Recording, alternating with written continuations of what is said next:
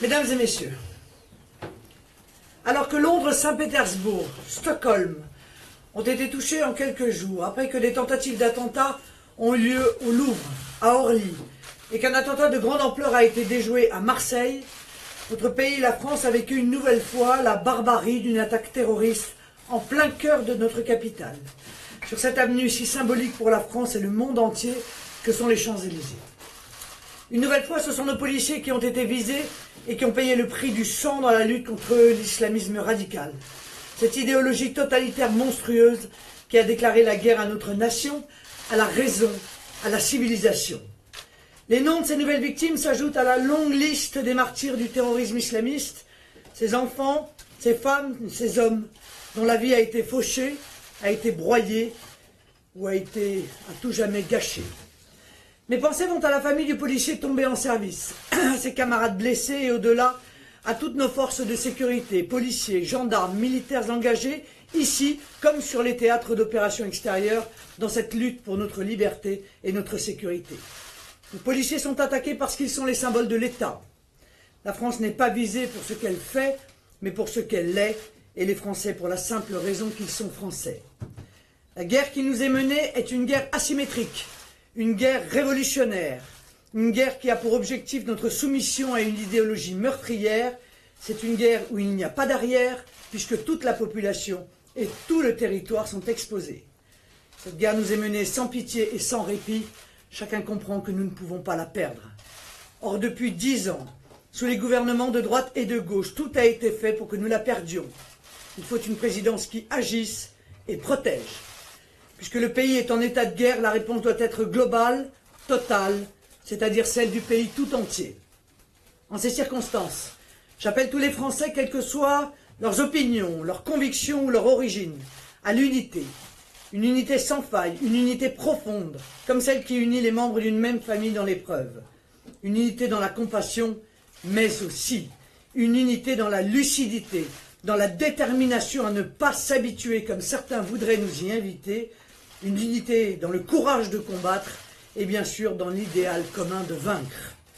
J'en appelle à l'unité d'une nation restaurée dans sa confiance en elle-même et dans ses valeurs. Une nation renforcée dans ses moyens d'État, humainement, moralement et matériellement. Une nation qui choisit de renoncer à la naïveté, à l'excuse, à l'insuffisance, au laxisme.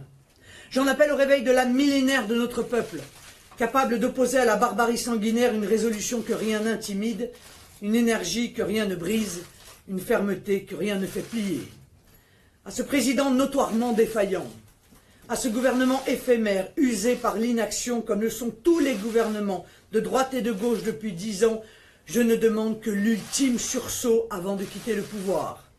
Je lui demande solennellement d'ordonner la restauration effective de nos frontières en vertu du traité de Schengen et le traitement administratif ou pénal immédiat des fichiers S, c'est-à-dire de tous les individus présents sur notre sol, connus pour leur adhésion à l'idéologie de l'ennemi. Tout de suite, il faut mettre en œuvre l'expulsion immédiate des fichiers S étrangers, l'engagement de procédures accélérées de déchéance de nationalité pour les fichiers S binationaux et leur expulsion immédiate dans leur pays d'origine. L'engagement de poursuite pour intelligence avec l'ennemi des fichiers S de nationalité française. Une réponse sécuritaire plus globale s'impose ensuite. Elle exige le recrutement de 15 000 policiers et gendarmes, la remise à niveau et la réorganisation de nos moyens de renseignement, notamment par la coopération internationale, le renforcement de nos capacités militaires et leur utilisation effective contre tous les groupes terroristes, la mise en cohérence de notre diplomatie avec nos objectifs de guerre. Une coopération militaire et économique accrue doit être apportée aux États du monde qui luttent contre l'islamisme et combattent le terrorisme.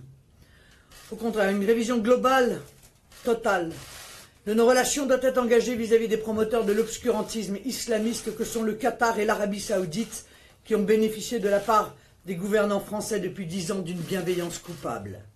L'idéologie islamiste ne doit pas avoir droit de cité en France. Les organisations salafistes, comme les branches des frères musulmans, doivent être interdites.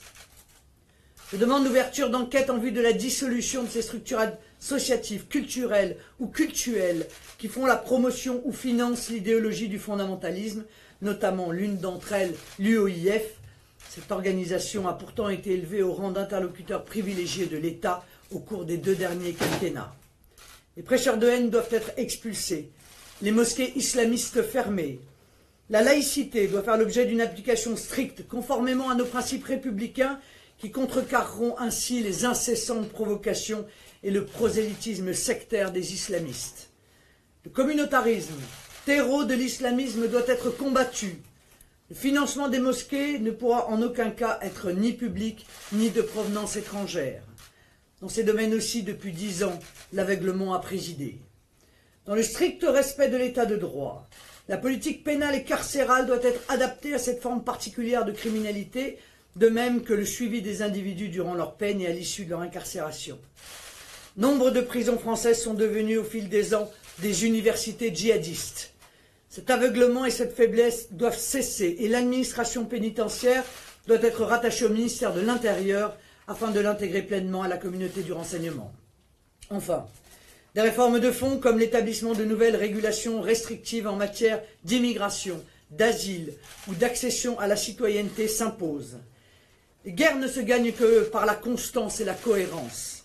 Celle impitoyable que nous devons mener aujourd'hui contre l'islamisme n'échappe évidemment pas à ce principe immuable. Et nous ne pourrons gagner cette guerre si nous ne mettons pas fin immédiatement au laxisme pénal inouï qui a permis au criminel Karim Chorfi de réussir sa 4e tentative d'assassinat contre les policiers, les 3 premières n'ayant entraîné qu'une condamnation à 15 ans de prison. Si l'information de son audition en février et de sa libération par le parquet se confirme, celle-ci deviendra le symbole de la défaillance de l'appareil judiciaire qui, privé d'ordre politique clair, ne se donne pas les moyens de protéger réellement les Français. Perpétuité réelle pour les crimes les plus graves, dont les atteintes à la vie de nos forces de l'ordre. Suppression des remises de peine automatiques, rétablissement des peines planchées, rétablissement de la double peine supprimée par la droite, abrogation des lois pénales ultralaxistes Dati et Taubira, toutes ces mesures sont aujourd'hui urgentes. Il s'agit donc de prendre la direction exactement inverse de celle prise par les 2 gouvernements de droite et de gauche qui se sont succédés au cours des 10 dernières années. Élue présidente de la République, je mettrai en œuvre immédiatement et sans faiblesse ce plan de bataille contre le terrorisme islamiste et le laxisme pénal pour mettre en protection les Français et que pour vivre la République et vive la France. Merci.